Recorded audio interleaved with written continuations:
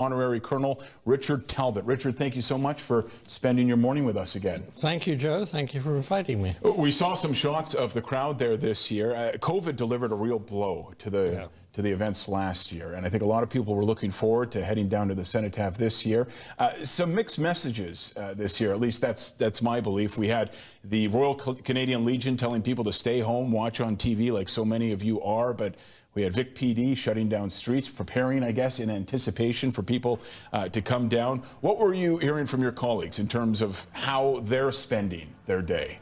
Well, here in Victoria, there will be a very much rolled back commemoration in Pioneer Square at the Regimental Memorial at 12 o'clock.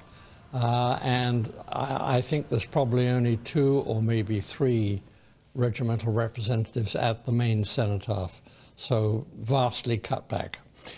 Most people staying home? Most people following direction from the Legion? I think probably in the case of the Canadian Scottish members, rather than gathering at the main cenotaph and later at Pioneer Square, they will be attending their own ones in Nanaimo, Courtenay, Sydney, wherever. Closer to home. And there are a lot of ceremonies happening up and down the island. We will show you some of them a bit later. I do want to ask, though, a good question to start this broadcast. What is on your mind today? And does it change each Remembrance Day? Yes, it does change. Obviously, my thoughts go back to my father, who was in World War II and was captured. So I obviously that comes to mind every year. And then other family members. But then, of course, recent history also starts rolling in. So in this case, Afghanistan is very much on my mind this year. And something I do want to talk to you about a bit later. Richard, thank you for being here. We'll check in with you throughout the broadcast. Victoria's Remembrance Day ceremony will begin just before 11 with 2 minutes of silence in memory of the fallen. When the ceremony starts, we will, of course, have the sights and sounds live. We do have our team working across the island today, and that includes Hannah Lepine, who's live at the Cenotaph at the Legislature. Hannah, good morning to you. What's the scene like where you are? Good morning, Joe. Yeah, lots of people here today. Like you were saying, the Cenotaph did undergo renovations last year to accommodate for a larger group of people. I'm going to take a step back so you can get a whole glimpse of what's happening here.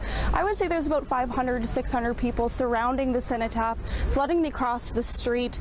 That's exactly what we're seeing. People are, the rain is just starting to start here, and with the pandemic putting a halt to last year's ceremony, people virtually tuning in. This will be the first ceremony with the new renovations. Like I said, the ceremony is about to get underway, and despite the weather, really great turnout. I was talking to one of the veterans who was saying he's really excited. People are back downtown to honor such an amazing day in our history. Joe?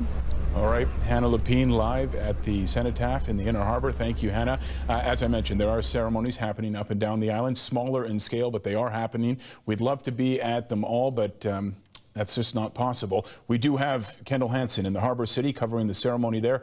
Kendall, good morning to you. Good morning, Joe. They are setting up here at the Cenotaph in downtown Nanaimo, making sure the ceremony will go flawless. It will be getting underway shortly.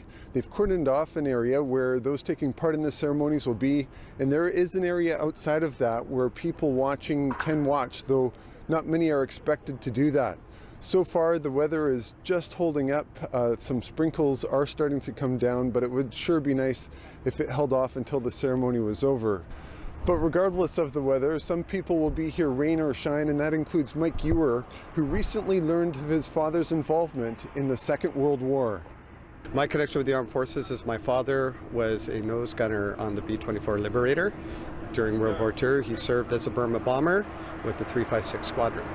Now, Ewer's birth father passed away before he had a chance to meet him, but he says he's very proud, and he's just one of the people who will undoubtedly have a very memorable Remembrance Day today. Joe, back to you. Thank you, Kendall. Kendall in Nanaimo for us. Most veterans are now vaccinated, but as you've heard, there are still concerns about large gatherings. Premier John Horgan sending out a message this morning saying the best way we can honor the sacrifices made is by doing everything we can to keep ourselves and others safe. Here's more from Kendall on the events happening today on the island and why the message is still to keep those crowds small. Very much like the original Poppy. Nanaimo High School students from a number of alternate programs are getting a lesson about the meaning of November 11th at Legion Branch 256. The head of the branch says Remembrance Day should warn the next generation to keep peace whenever possible. What we want to do is make sure that people remember the cost of war. And there's a lot of people that don't come back, and there's a lot of people that come back that are broken. Last year's ceremonies were scaled back because of the pandemic, and this year will be similar. Although most people have now been vaccinated, there will be many older veterans at the ceremonies, so the BC Legions would prefer a smaller turnout. We encourage people to actually stay at home and watch it, at least for this year, because we're trying to nip the COVID-19 in the bud. We want to get rid of it, sort of thing. We don't want to encourage gatherings. There will be ceremonies in many communities across Vancouver Island, though, with Canadian forces supporting from the water and air, depending on the weather, and on the ground. I take it as our solemn pledge to remember our fallen and remember those who came before us. It was some of my direction to make sure that we got out this year, taking into account all the COVID restrictions, absolutely, but we wanted to be on the ground as many cenotaphs and many celebrations as we could be at. The wing commander at CFB Comox says this is an especially important year to observe our country's sacrifices. It's the 10th anniversary of finishing our combat mission in Afghanistan. It is the 80th anniversary of the defense of Hong Kong, the 105th anniversary of the Battle of the Somme. So there's a lot of really important dates that this represents this year. Many Legion branches will also be holding events, some open to the public, and those attending will need to show their BC vaccine card. Speaking of anniversaries, this is the 100th year since the poppy was adopted as a symbol of remembrance. And across Canada, we're seeing people honor the poppy in different ways, displaying the symbol in various settings and creating individual tributes. An Edmonton artist has been hard at work for weeks, hand-making her beaded poppies. Each one of the poppies are unique. She says they're great to honor her great-grandfather and his 9 brothers who went to war for Canada. And in PEI, a woman has crocheted hundreds of poppies for Remembrance Day. She started making them in January, sometimes crocheting 10 per day. In total, she made 260 poppies and put them on a 16-meter burlap banner. That banner is being displayed today at the cenotaph in her community. And we saw a similar effort with those crocheted poppies happening here in Victoria. Let's bring Richard back in. Your poppy on your lapel. Some people will see that and say, well, that looks different from the poppy that most of us know. What's the story behind that poppy? This is a replica of the original poppy, which was issued 100 years ago this year. Obviously, it was triggered by Flanders Fields, John McCrae, but it was picked up by the French. And a French woman, Madame Guérin, fought for this to be the symbol of the fallen in the First World War. And she came here to Canada and persuaded the Legion that, that this is what we should be wearing going forward, is a poppy. And we still do that 100 years later. Exactly. One of the things that stood out to me this year from the Legion was the way that the poppies were being sold. You know, we talk every year about getting the younger generation involved in Remembrance Day, making sure that they don't forget. And it caught me that when I was going to buy a poppy in the mall, former councillor, Victoria Councillor Chris Coleman was there. The way they were selling them, they had the tap cards. And I just thought that is fitting because, you know, not as many people carry cash these days, and they are trying to modernize and reach that younger demographic. Right. Can you speak to that effort to stay relevant? Well, I think the tap card, that's really a derivative from COVID, I think, because everybody now is so used to using their card. I mean, I can't remember the last time I carried cash. I know. And every now and then you have to put 25 cents in somewhere and you haven't got it. You've had a chance to look over the ceremony today. You've seen the agenda. What can people expect? And that will be coming live shortly. Well, it's going to be similar to previous years, but much scaled down. So many of the usual players are there, Lieutenant Governor and Padre Andrew Gates, who's always there, and of course Legion representatives. And I suspect there will be minimal representation from regiments like my own, the Canadian Scottish. maybe 1 or 2 people, but that's going to be it. No marching contingents, no pipe band. You have to wonder how much the weather is playing into this. I mean, Vic PD is shutting down roads in the area, expecting that there would be large crowds. This is much larger than we saw last year. Is this what you anticipated as we look at this live shot? I don't think any of us really knew what was going to happen this year. As you say, there were mixed messages, but I think this sounds about right. Yeah. When you think about it, I mean, 10 years ago, 15 years ago, it was about this size. And then in recent years, it's gone to what, 2,000 people? You know, we heard in Kendall's story, this is the 10th anniversary of finishing our combat mission in Afghanistan. We heard about you know, the other anniversaries as well, but my question is, what should people think about knowing that the Taliban has taken back Afghanistan and that we're not there as a country and that there are people in that country right now that want to be in Canada? Is that on your mind today? Yeah, I think it's on probably everybody's mind. And it's a personal question really for the veterans.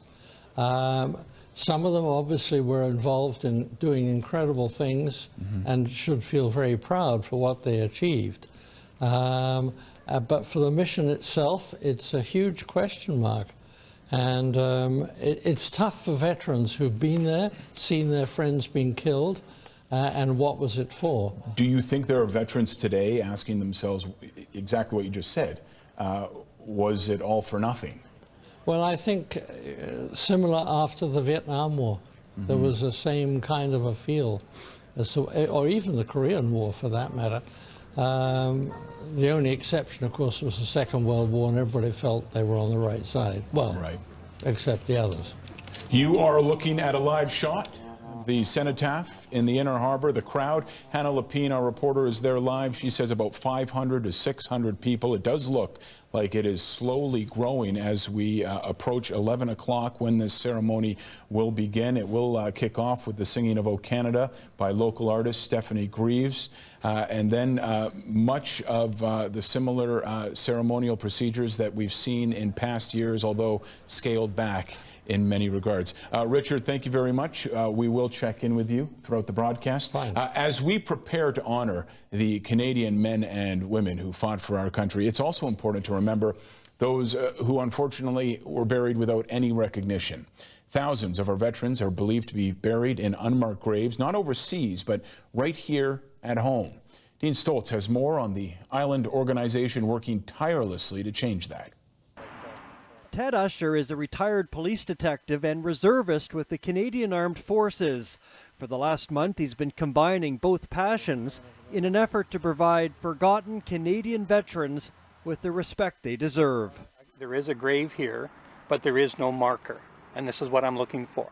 It's estimated there could be 3,000 unmarked graves of veterans in Canada, either due to family circumstances at the time or that they were simply forgotten over time. The Unmarked Graves program began in 1996, and 7,000 graves now have a marker similar to this one. Ted Usher has found 12 in Courtenay so far. And I'm basically just going through these catalogs, and when I find a name that has been identified as not having a stone or a headstone that's there, then I check a multitude of databases to try to find any hint of information that they may be a veteran. He's one of many similar researchers across the country doing the very same thing. I want to make sure that those that were fortunate who came back to Canada after serving overseas and those that served, post-war, that they're identified so that when people are walking through the cemeteries for generations to come, they can see these headstones and identify them as somebody who was prepared to give their sacrifice to Canada. Right. And that's why I do it. There's also a more recent Indigenous Veterans Initiative started in 2019 that finds First Nations veterans in unmarked graves. 75 have been found and marked across Canada so far. We cannot forget about these veterans who gave the ultimate sacrifice to our country.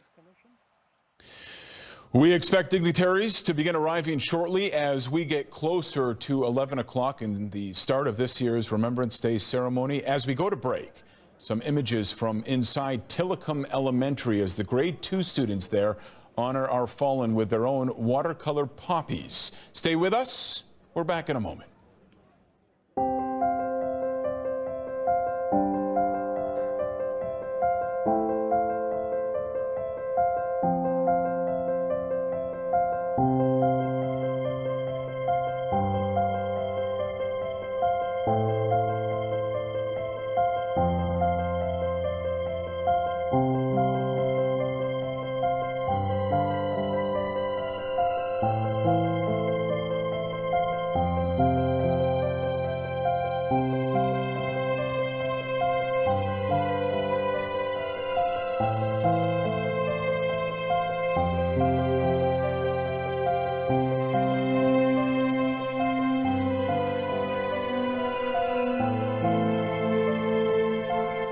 The strongest.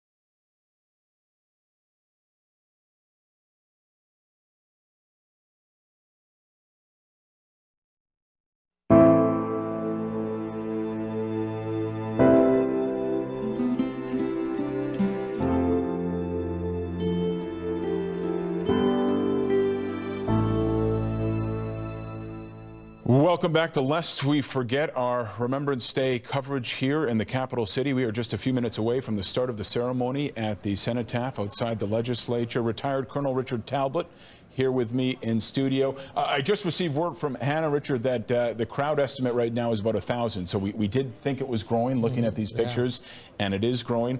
I'm curious what you think is going through the minds and the hearts of these proud members of our military right now who have turned up today in person. Well, I think they'll be greatly heartened by the numbers that are starting to appear. Even though there's a limited number of military people there, it's always wonderful to have the support. And I remember many times marching down Douglas Street behind the pipe band with cheering crowds. And it really does give you an incredible boost. And more importantly, it makes you feel part of the community, which is really what all the local military are. So I think that's a very important thing, to see the crowds out. This is very much a day of history, isn't it? A day to learn about the sacrifices and our country's story. I mean, how important do you think it is that those facts and that story get passed on? And as we get further away from the Great Wars? Well, it was always a worry at the end of Afghanistan that there would be a decline in interest from the public, but that has not happened. And hopefully it won't. I mean, there was a period after the Second World War and after the the Korean War, where there was a drop-off of interest. Part of it was driven by the Vietnam War and the anti-war people. But now it's really come back, and I think Canadians particularly are very proud of their military, and that's the way it should stay. We are waiting for Her Honor, Lieutenant Governor Janet Austin, to arrive. When she does, we expect that this ceremony will begin. Some of the other people, the dignitaries who will be in attendance today, Victoria's Mayor, Lisa Helps, will be there. This will be Mayor Helps' last Remembrance Day. She, this time next year, she says she won't be seeking re-election, so someone else will be laying that wreath. We also have Rear Admiral Angus Topshee, the commander of Maritime Forces Pacific. He will be in attendance. Of course, Sheila Fines, the Silver Cross mother, she will be there as well, along with her husband Sean and her son Michael. For those that don't know, the Silver Cross mother, Richard, a symbol of what? Well, it's the mother of a son who has been killed in battle, and one is selected every year from across the country, and it's a double-edged sword, really, because the grief of losing your son and the pride of having him remembered through his mother is, of course, a major plus. But And some people will know the story of our Silver Cross mother. Her son, Corporal Stuart Langridge, tragically took his own life in 2008, yes. A former Canadian soldier. You know, today is also a day to reflect on personal family history. You know, I have to admit, every Remembrance Day, I think to myself, this is the year I'm going to call, you know, my father and my uncles, and I'm going to get the story. Yeah, this is right. the year I get the story. Right. And I've had those discussions, but I need to have more of them, and I think that's something more people need to do, right? Without asking those questions. Right. You know, hey, did Grandpa serve? Tell me about that. Without asking those questions and getting those stories, I think that we're in real trouble. I think that's true. I just wish I'd asked my father a lot more stories, but he didn't talk too much about it. He did take And us... some people don't want to. Well, I think that was partially it. He did take us around his escape route back to England through France, which was very interesting, but he never talked about the advance from Normandy to Germany. And when I'm reading the histories now, which are being published through documents just being released, it's astounding what they went through.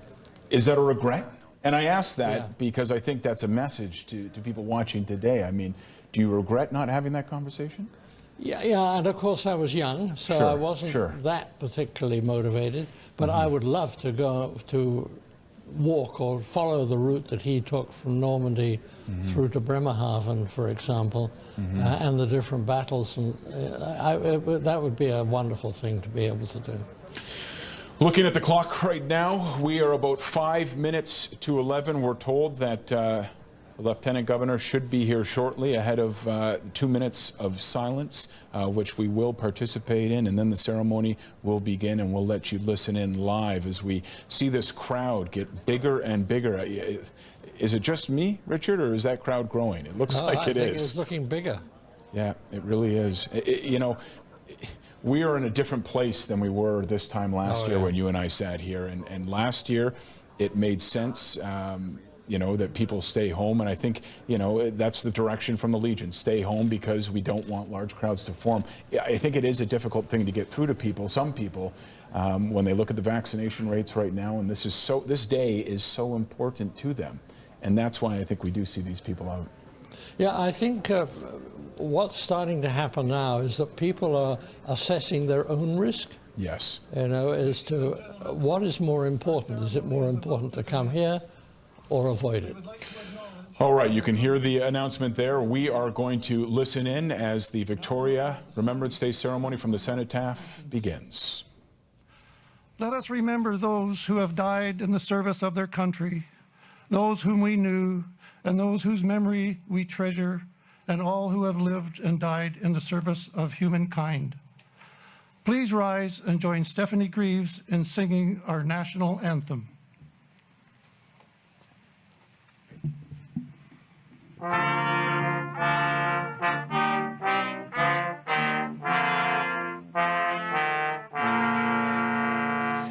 Oh, Canada,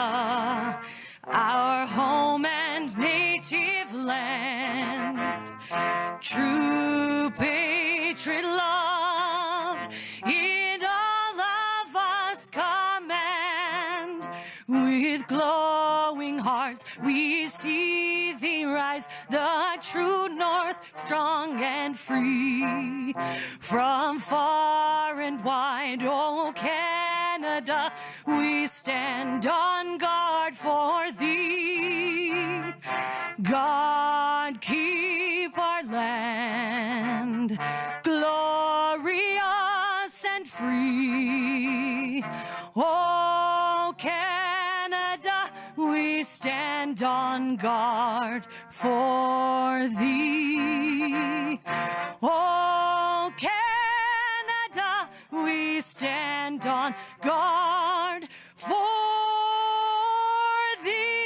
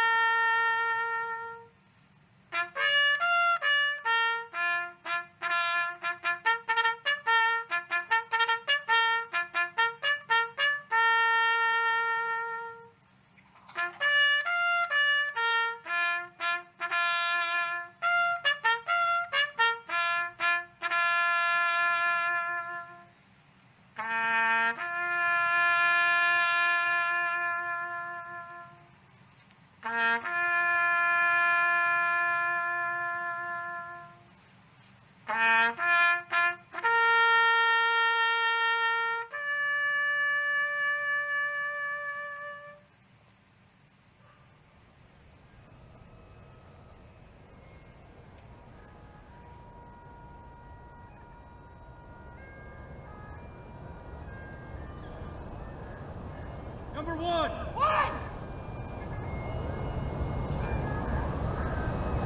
Fire!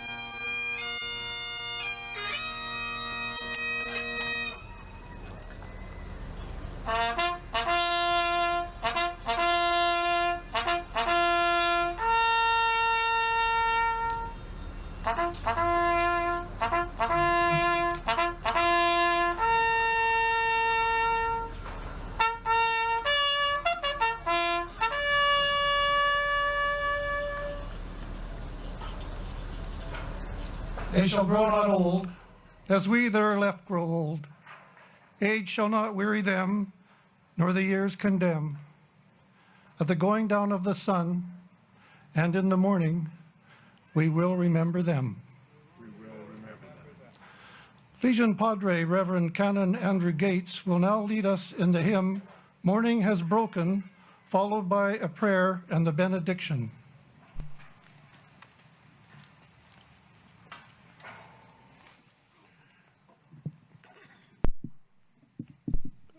Those of you who are lucky enough to have programs will have the words printed in them.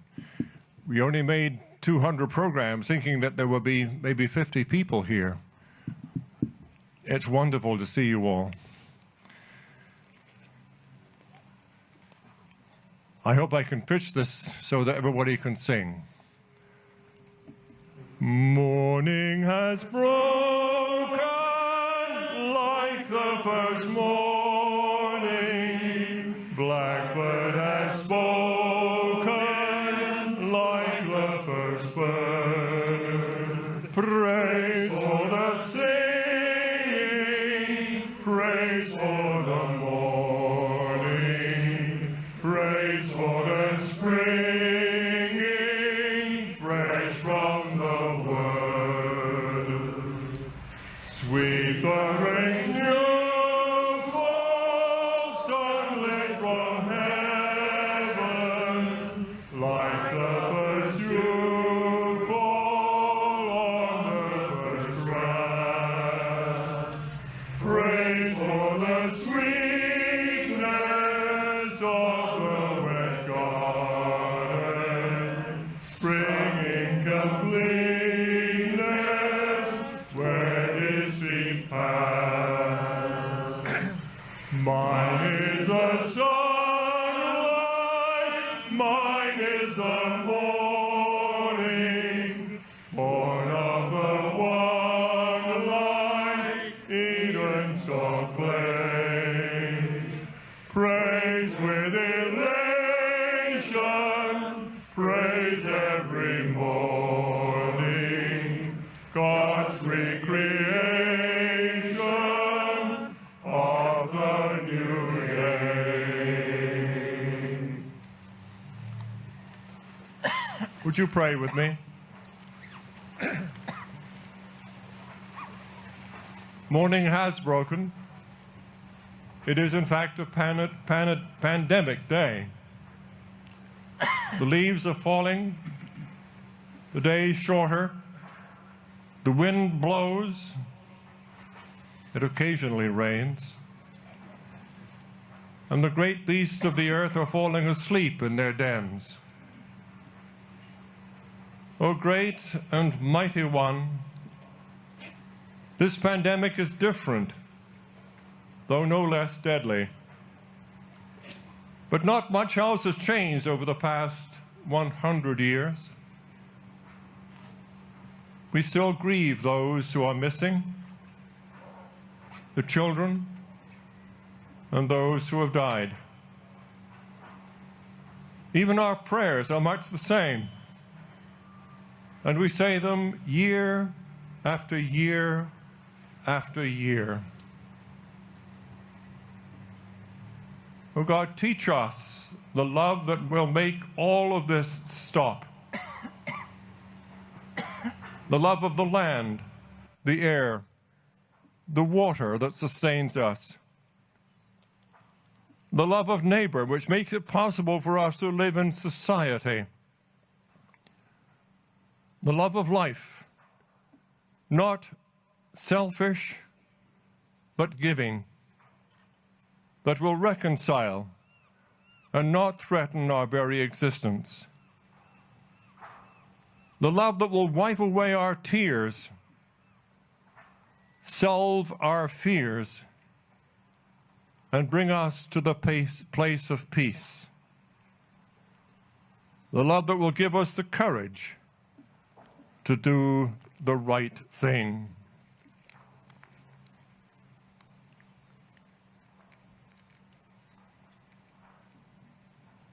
My blessing is a paradox blessing, which seems fitting for us who stand here.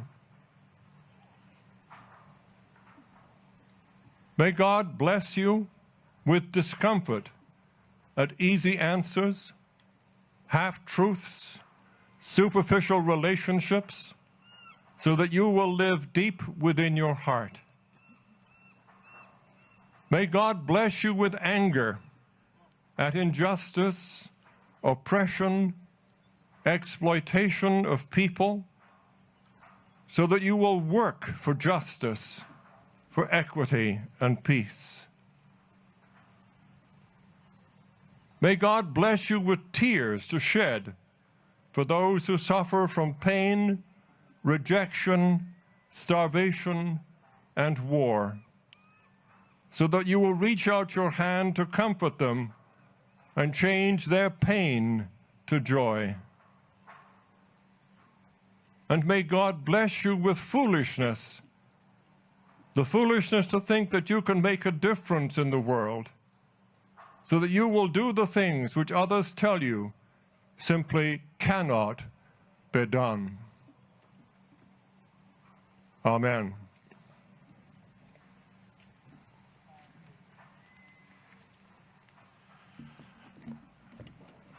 We will now have a presentation by the Victoria Aryan Male Choir.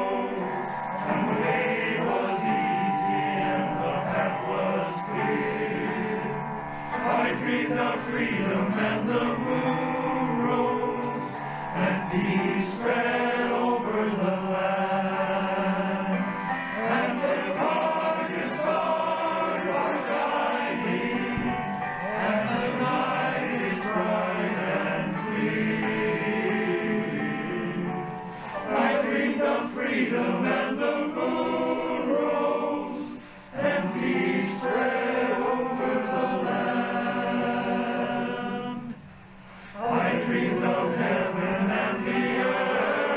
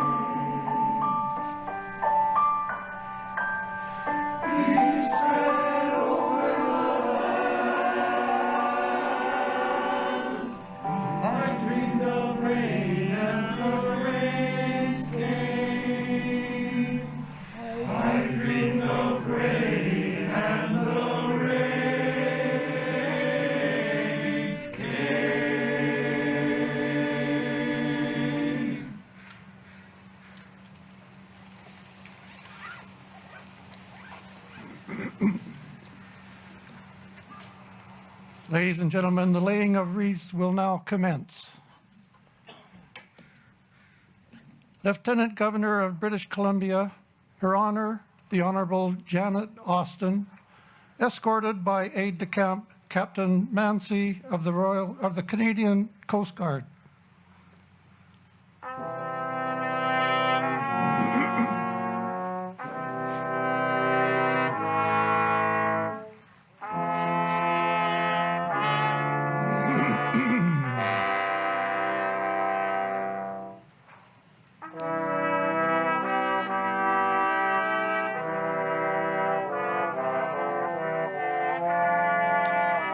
The Silver Cross Mother, Mrs. Sheila Fines, escorted by her husband Sean and son Michael.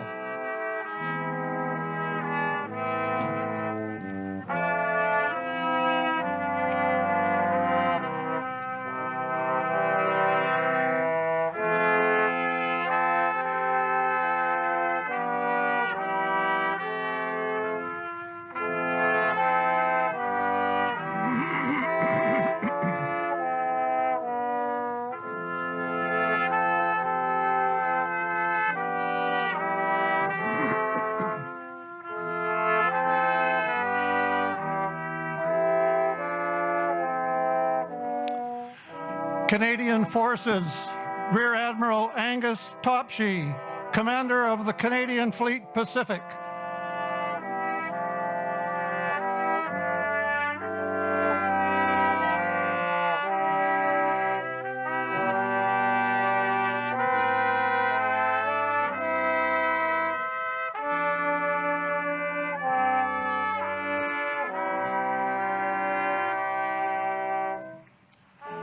Director General of the Army Reserves, Brigadier General Stanton.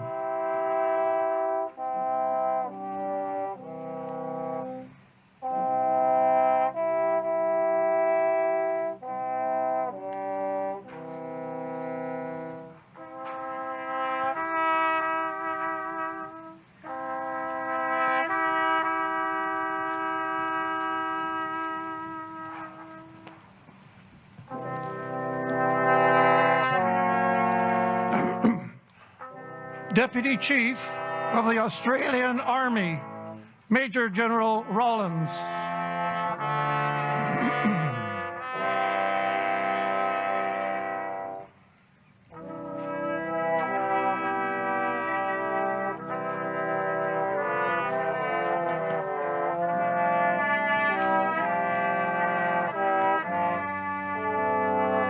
On behalf of the Premier John Horgan, the Honourable Rob Fleming.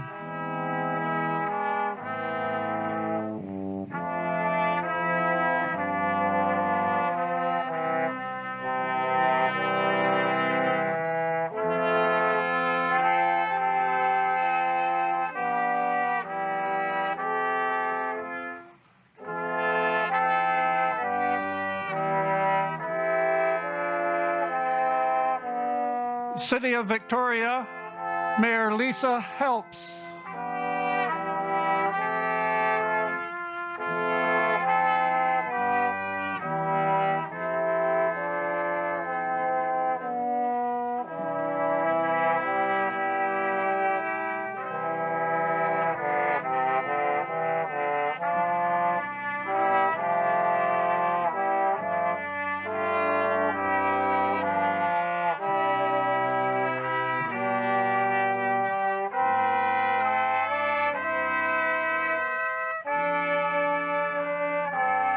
The Royal Canadian Legion, BC Yukon Command, and for the youth of BC Yukon, Angus Stanfield.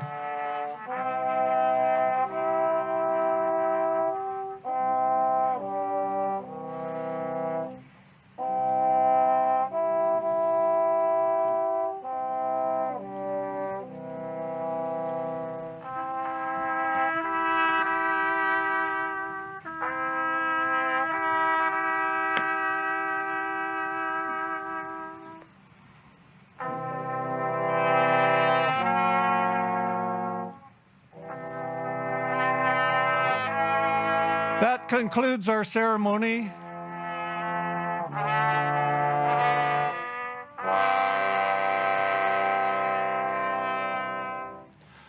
Please rise and join Stephanie Greaves in singing God Save the Queen.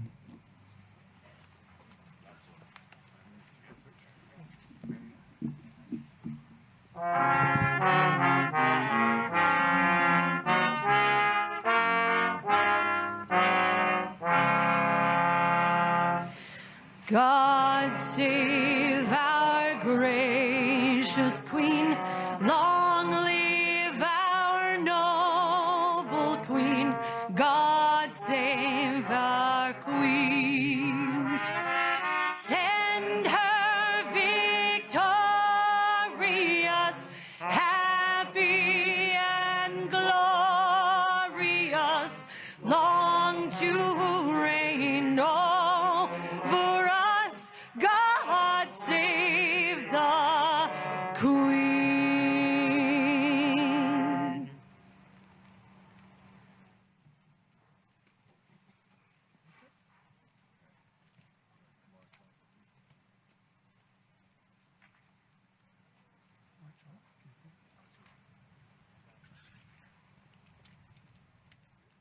That concludes our ceremony, ladies and gentlemen. You may now leave.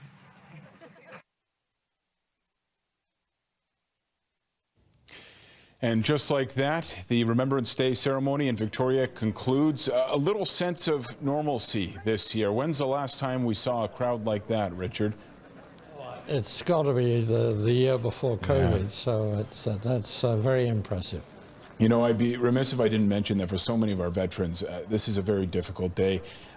Many veterans return from service, but they arrive home. There's new battles here at home, suffering with things like PTSD. It's something we haven't talked about yet, but we should. Yeah, absolutely. And this year, I think, is particularly difficult for Afghan veterans as they think back of their losses and their experiences. But every year it's the same for veterans. And that's the major motivation that most of them come out, is really they come out for their lost comrades. And they feel that that's the least they can do once a year. Before we started, you said to me that it was important that you mentioned the civilians, not just here at home, but overseas, and the role that they had in the war effort. Yeah, well, there's one area that we don't often talk about, and we often say that Dunkirk, for example, saved 350,000 troops, which really saved the British in the war. But few people realize that about the same number were rescued from behind enemy lines, shot down pilots, soldiers escaping from POW camps, etc. And they were all helped by civilians behind enemy lines. And recent British intelligence says that for every Allied soldier who was rescued, roughly one civilian was murdered by the Gestapo. So we never talk about those people, and we should. A closing thought that you'd like to leave with our viewers today?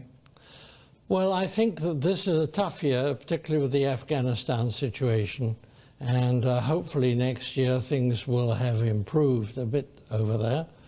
They really couldn't get much worse. So, and then one just always prays that we don't go into yet another conflict. Well, Richard, we appreciate you being here. Thank you very much. No, thank you. And we expect to have you back here next year with an even larger crowd than the one we saw today. Yeah, I hope so. And, you know, Reverend Andrew Gates nailed it on the head when he said we thought there'd be 50 people. Yes. Turns out there was about 1,000. So, Richard, thank you. This is particularly a somber day for one Victoria family who just days ago lost their Nana, Jean Charlot. Moments before we came on air today, we received a note and we thought we'd share it with you. This is Jean and Bill Charlot. They met on Bill's birthday on February 8th, 1941, in the middle of the Blitz in England. Bill was a Canadian soldier who we're told fell instantly in love with the red-headed girl from William Gardens in West Wickham. They moved to Victoria in the 80s to be with family. Jean died on Tuesday and was cremated with a poppy on her coat, and we wanted to send our thoughts to the family and share what little tribute we could today to Jean and Bill and the entire Charlot family.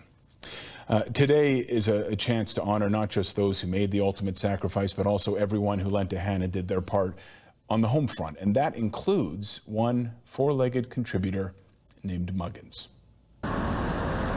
It's one of the most recognizable corners in the city, and it used to belong to Muggins, a fluffy little fundraising force. With 2 donation boxes tied to his back, he'd spend his days collecting money for the Red Cross. The purebred Spitz lived in this home on Gorge Road West. It's still there today. But when he wasn't at home, he was visiting soldiers and sailors and raising money for the war effort, which he was really good at. In Victoria, there were probably over 1,000 volunteers in the First World War, and it was based on in the homes. Each home had dozens, even hundreds of volunteers, whole teams raising money, and then there was the dog. Muggins was considered to be a unit, and then actually looking back over our old financial records, you'll see, you know, the Oak Bay unit and the Fairfield unit and the Muggins unit. After spending a few hours loading up his tins outside the legislature, he'd wander up Government Street to the Temple building on 4th Street, climb these stairs and unload his cash, then hit the streets again with his owner Beatrice Woodward, seen here helping Muggins get those tins on. His persistence earned him instant popularity that extended far beyond Victoria. When General Sir Arthur Currie visited the steps of the Empress, guess who he wanted right next to him? And then there were the Canadians on the front lines, the beneficiaries of the thousands of dollars Muggins raised. Some of that money turned into food packets sent to prisoners of war. And one of those prisoners of war wrote a letter to Muggins that was published locally. His name was Joseph Diggle. He escaped Germany, made it back home to Red Deer, Alberta, and decided to write Victoria's favorite dog. He writes, "Well, old-timer, let me thank you for the grub you sent us in Germany. If it had not been for you and your pals, we'd be pushing the daisies up now." The letter was published in August of 1919, the war almost over, and pretty soon there'd be celebrations on the streets of Victoria. Animals never start wars, and it seems immoral, to say the least, that they should ever be involved, fighting them or winning them. And that's why when the day arrived to celebrate the end of the war, guess who had his own float, winding through the inner harbor? Little Muggins, Victoria's 4-legged hero on the home front, a symbol of hard work and loyalty to a cause that hopefully lives on. Let's get one more live shot as we conclude this Remembrance Day ceremony. You see a few people there still hanging by the cenotaph, many poppies being laid by those wreaths. This concludes our Remembrance Day ceremony honoring the memory of those who sacrificed so much for us. Our coverage does not end, though. Up next, a 1-hour special with the Naden Band's Remembrance Day concert, which we hope you enjoy. For retired Colonel Richard Talbot and all of us here at CHEK, thank you so much for sharing this day with us. Most of all, to all those veterans, past and present, and their families, we thank you. Tamina Aziz will have more on Remembrance Day ceremonies tonight at 5 o'clock. And as we sign off this special broadcast, we leave you today with the grade 4 and 5 students at Victoria's George J. Elementary as they sing in Flanders Fields.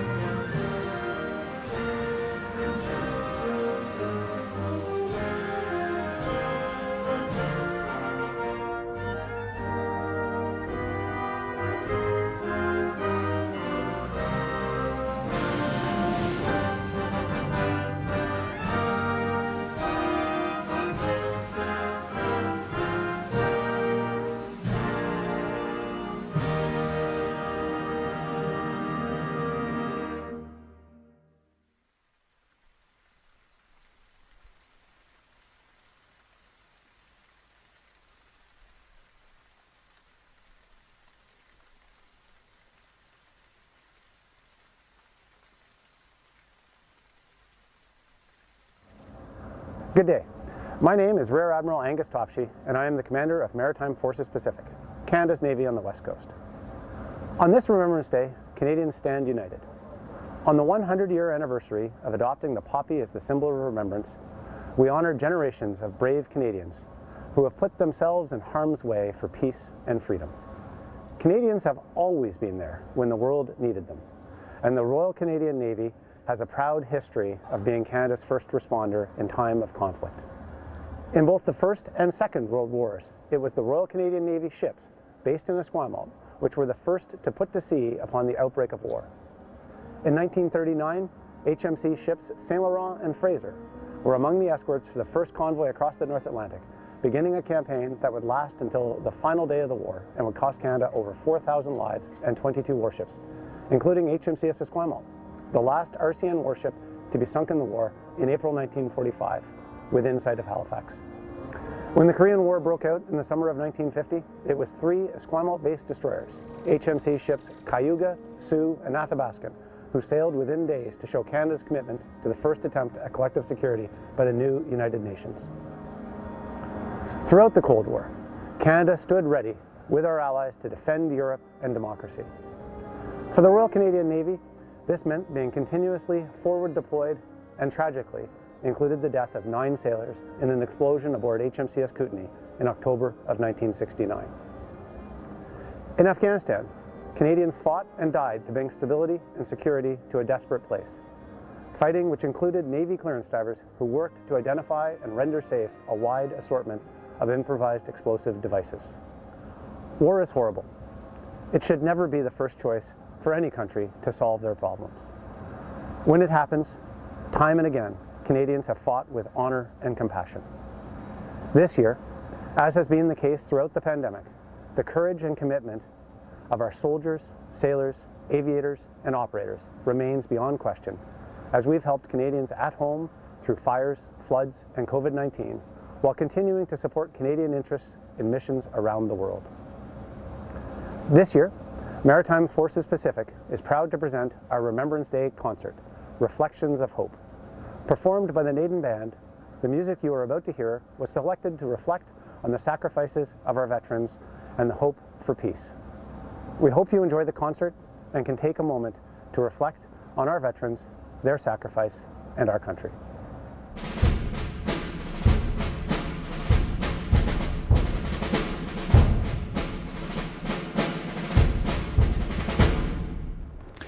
Hello and thank you for joining us for this year's Naden Band Remembrance concert, Reflections of Hope.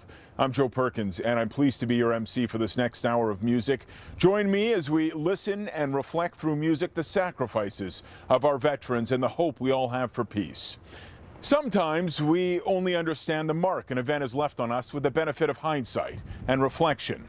Onsby Rose, who served in active duty as a U.S. Marine, composed Heroes Symphony, inspired by his thoughts and feelings of service. This first movement, From the Sea, is meant to depict the anticipation of troops for a coming engagement and the journey from the sea into battle.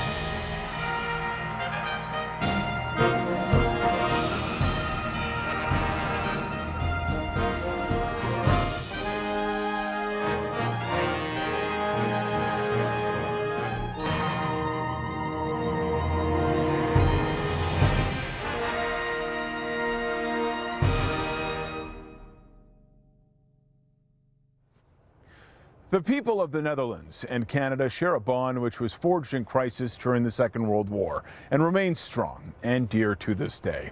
Throughout the Second World War and during liberation of the Netherlands in 1944, Abide With Me was a hymn which was often sung and provides the theme for this heartfelt work, Eventide.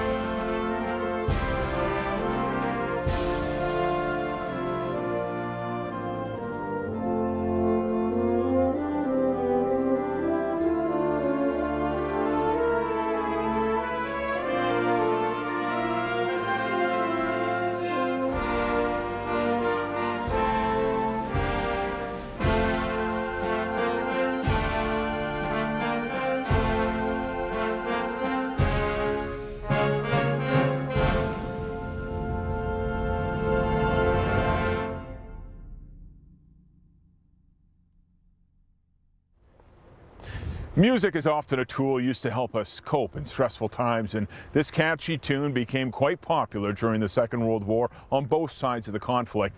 This version, recorded in 1939 by the Andrews Sisters, was often performed for Allied soldiers on their many tours in support of the war effort, and was even sung in front of Buckingham Palace on VE Day.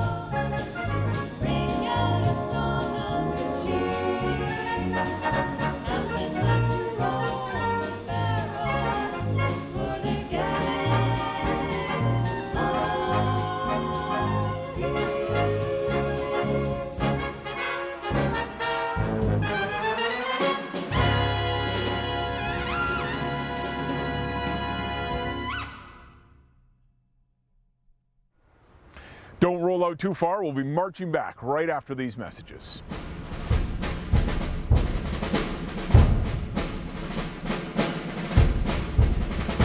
We're all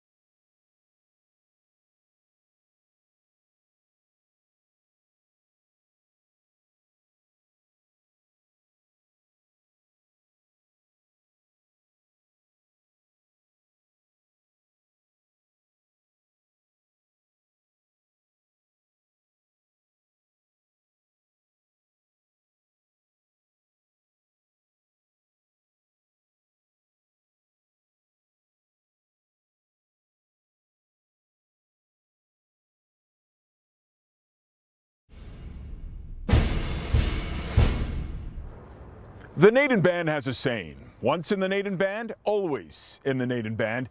And HMCS Naden Band March was written by band alumni Johnny Cowell, a trumpet player who served the Naden Band from 1944 to 1945. Later became a fixture in Toronto, going on to write a number of well-known songs and playing on and off with the Toronto Symphony Orchestra for almost 40 years.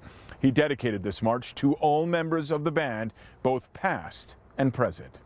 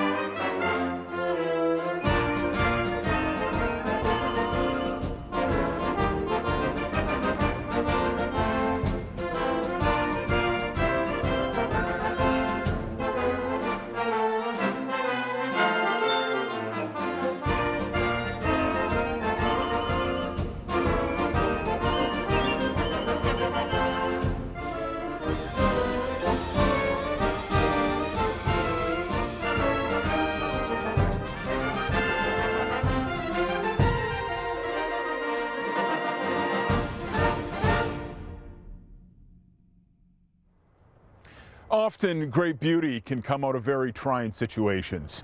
Peter Meechan dedicated this reworking of the middle movement of his cornet concerto, Milestone, to his friend Ryan Anthony following his cancer diagnosis. Ryan went on to found Cancer Blows, a foundation to help raise awareness and funds for those fighting cancer. With this in mind, a more uplifting ending was composed, and the movement was retitled from Song to Song of Hope. We hope this performance by Petty Officer First Class Matt McCready and Petty Officer Second Class Steve Donegan can help provide hope and comfort in the face of dark moments.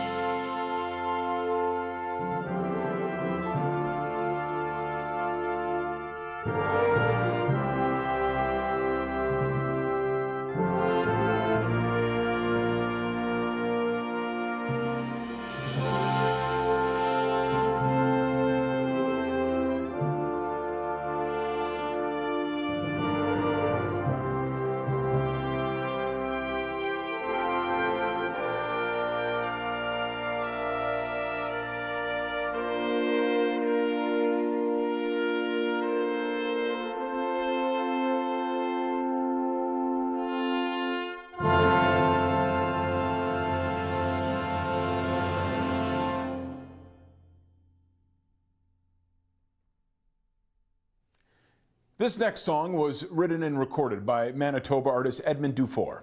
It's a message of appreciation of the traditional wisdom found in the diverse cultures of our world. Sung in French with a local Franco-Manitoban accent, it includes an Indigenous chant, a sacred prayer for peace and joy by Indigenous singer Jody Gaskin. Arranged and performed by Petty Officer First Class Marielle Audet, here is Les Anciens.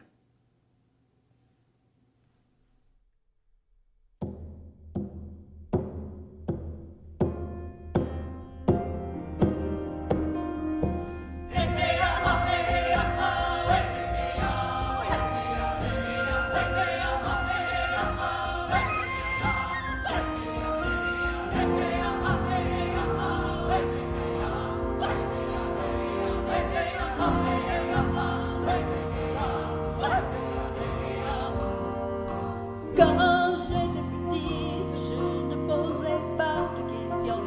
Je regardais les frontières sans voir de séparation. Dans ma famille, tous on ne vivait que dans notre petit village, que dans notre petit coin. Dans les montagnes, dans les plaines, dans les avales, chez les anciens, j'ai rencontré un jeune Vietnamien qui me montra que je ne savais rien. J'ai rencontré un vieil autochtone qui me disait des mots qui résonnaient au fond de moi. Chez les Maoris, chez les Tibétains, chez les Inuits, chez les anciens.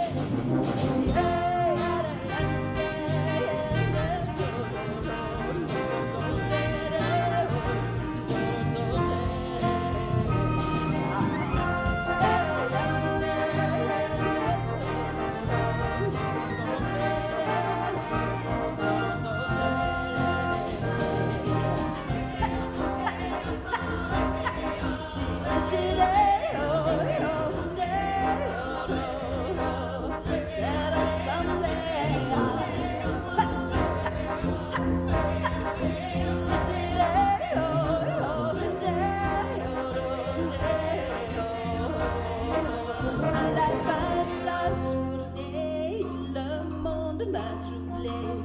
Je pleure pour demain et pour ceux qu'on laisse tomber. Quand je m'endors, c'est mes rêves qui me dirigent vers un nouveau matin, un nouveau paradis. Cours, rien t'arrête, cours pour faire des liens, cours chez tous les peuples, cours chez les anciens, cours chez les Maoris, cours chez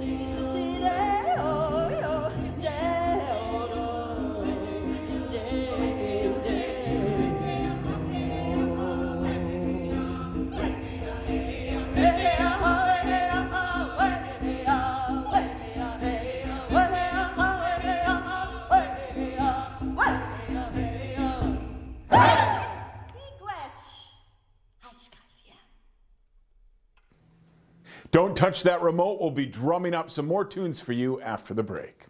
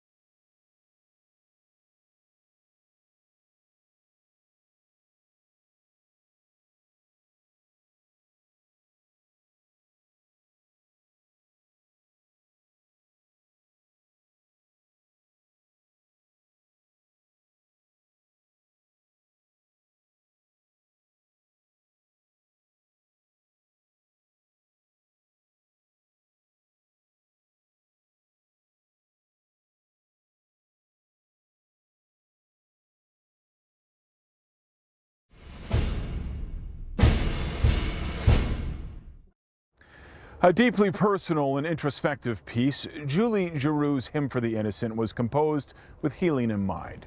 The composer writes that she wrote this hymn to pay tribute to all the innocent lives that are lost, whether by accident, disease, or acts of violence.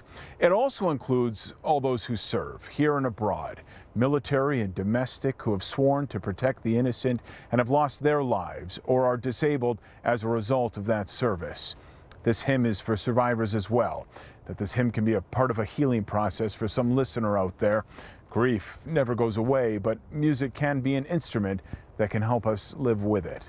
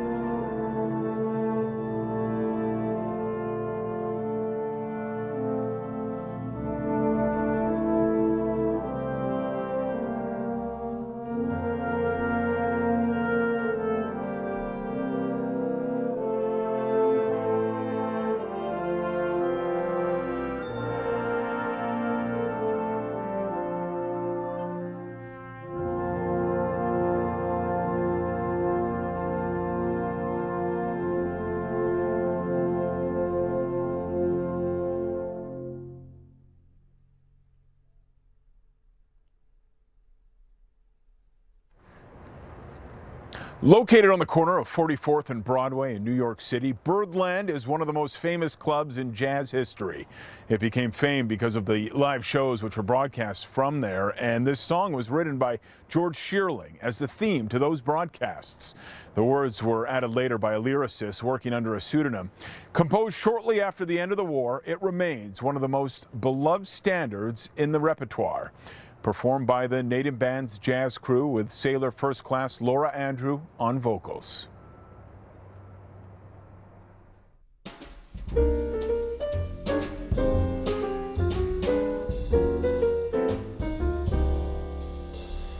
Lullaby of Birdland, that's what I always hear when you sigh. Never in my wordland could there be ways to reveal in a phrase how I feel. Have you ever heard two turtle doves bill and coo when they love? That's the kind of magic music we make with our lips when we kiss. And there's a weepy old willow, he really knows how to cry. That's how I'd cry on my pillow if you should tell me farewell and goodbye. Lullaby of Birdland, whisper low, kiss me sweet, and we'll go flying high in Birdland, high in the sky up above, all because we're in love.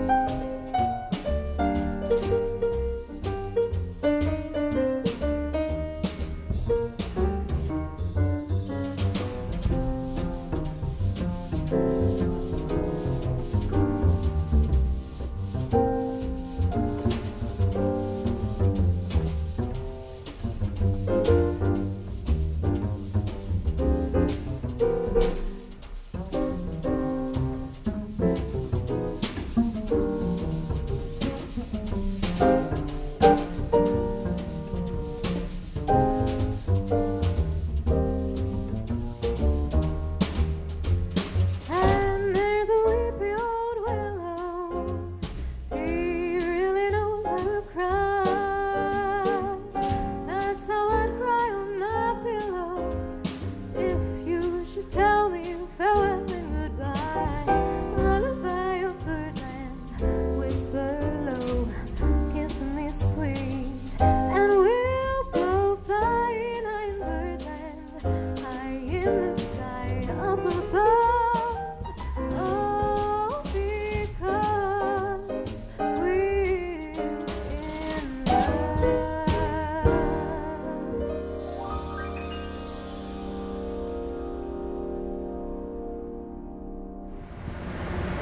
Batting down the hatches, rough seas are coming after the break.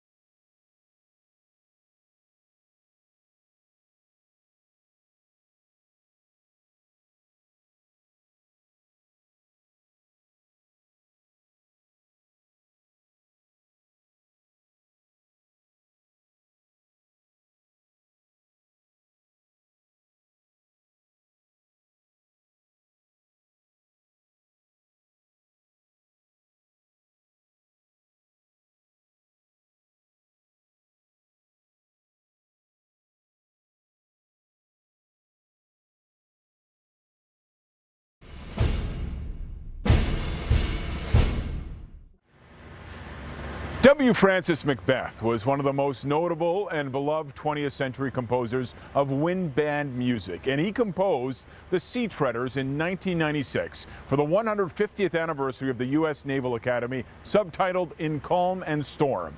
It begins with imagery of the morning fog and the glorious first rays of the sun, though the weather does not hold for long. It then transitions into a powerful depiction of the dark clouds, the towering waves, and the furious wind of a high sea state.